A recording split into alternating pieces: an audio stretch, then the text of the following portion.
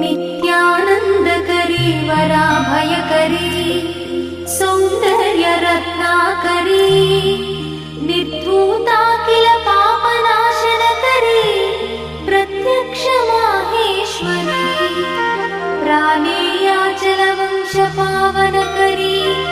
काशीपुराधीश्वरी भिक्षां देहि कृपावलम्बनकरी मातान्नपूर्णा